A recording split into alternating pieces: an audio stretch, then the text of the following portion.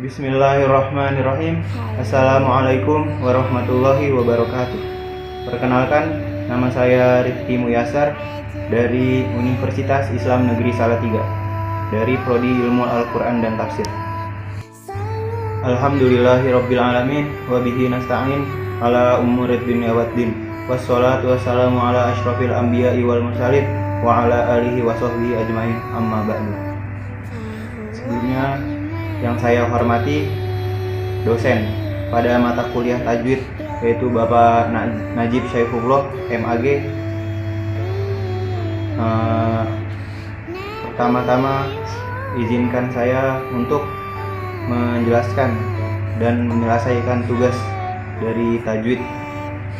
Dan pada video kali ini saya akan membahas suatu hukum tajwid, yaitu hukum nun sukun dan tanwin. Sebelumnya perlu diketahui bahwasannya hukum nun sukun dan tanwin itu dibagi menjadi 5. Yang pertama ada izhar khalqi, kemudian idgham bi gunnah, idgham bila gunnah, iqlab dan ikhfa. Dan yang akan saya bahas pertama-tama ialah izhar khalqi. Dari segi bahasa, izhar artinya menjelaskan. Kemudian khalqi berarti dari kata khalq yang artinya tenggorokan. Hukum bacaan disebut izhar khalqi, yakni apabila ada nun sukun atau tanwin bertemu dengan salah satu huruf khalqi. Nah, adapun huruf-huruf khalqi yang disebutkan ialah ada 6. Yang pertama itu ada alif, ha, ha, kho, ain, dan goin. Semuanya berjumlah 6. Cara membaca nun sukun atau tanwin yang demikian itu dengan dibaca terang, jelas, dan pendek. Bunyi suaranya tetap jelas, tidak samar dan tidak mendengung. Contohnya, waman ahsana, waman ahsana.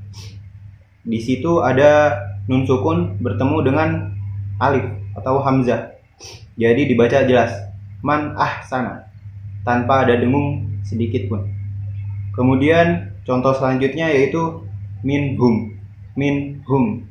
Ada nun sukun bertemu dengan ha, kemudian ada tun, watun hituna, watun hitun, watun hitun. Ada maksudnya ada nun sukun bertemu dengan ha. Kemudian ada min khalfihim, ada nun sukun bertemu dengan kha. An'amta, nun sukun bertemu dengan ain. Lalu kemudian ada lagi fasayun gidun, fasayun gidun. Ada nun sukun bertemu dengan goin, yang merupakan salah satu huruf dari izhar khalqi. Nah, itu adalah materi tentang izhar khalqi. Kemudian selanjutnya ada lagi yang kedua, yaitu hukum nun sukun bertemu dengan tanwin, yaitu dengan hukum idgham bi gunnah. Apa itu idgham bi gunnah? Idgham itu secara bahasa artinya memasukkan atau mentasydidkan. Sedangkan bi gunnah artinya mendengung. Nah, hukum bacaan disebut idgham bi gunnah, yakni apabila ada nun sukun bertemu dengan tanwin. Nun sukun atau tanwin yang bertemu dengan salah satu huruf 4, yaitu ya, nun, mim, dan waw. Nah, contohnya yang pertama dari ya, famay ya'mal, ada nun sukun bertemu dengan ya, jadi dibacanya didengungkan dan ditasydidkan, famay ya'mal. Kemudian selanjutnya ada lagi nun sukun bertemu dengan huruf nun, dibacanya jadi lan nasbiro. Nah, di sini na-nya itu ditasydidkan, jadi nun sukun bertemu dengan na, jadi ditasydidkan, yaitu lan nasbiro, mendengung, nun sukun bertemu dengan na. Selanjutnya ada contoh dari nun sukun bertemu dengan mim, yaitu contohnya seperti ini, mim mislih, yaitu ada nun sukun bertemu dengan mim, maka didengungkan. Selanjutnya ada lagi contoh dari nun sukun bertemu dengan waw, yaitu sebagai contoh sebagai berikut. Miu wali, miu wali, miu wali. Nah, itu dari ada huruf nun sukun bertemu dengan waw, jadi dibacanya didengungkan. Nah, yang selanjutnya adalah masuk ke idgham bila gunnah, yang merupakan hukum dari nun sukun dan tanwin, hukum bacaan tajwid nun sukun dan tanwin. Idgham bila gunnah. Idgham seperti yang tadi artinya yaitu memasukkan atau mentasydidkan. Kemudian ada bila gunnah yang artinya dengan tidak mendengung. Jadi idgham bila gunnah ialah hukum nun sukun, yakni apabila ada nun sukun atau tanwin bertemu dengan huruf idgham bila gunnah yang dua, yaitu lam dan ro. Cara membacanya yaitu dengan tidak didengungkan. Nah, contohnya yaitu pertama ada nun sukun bertemu dengan huruf lam. Adapun contohnya sebagai berikut. Walakin la ya'lamun, walakin la ya'lamun. Nah, di situ ada nun sukun bertemu dengan lam. Tidak dibacanya tidak didengungkan. Seperti yang tadi. Walakin la, tidak didengungkan.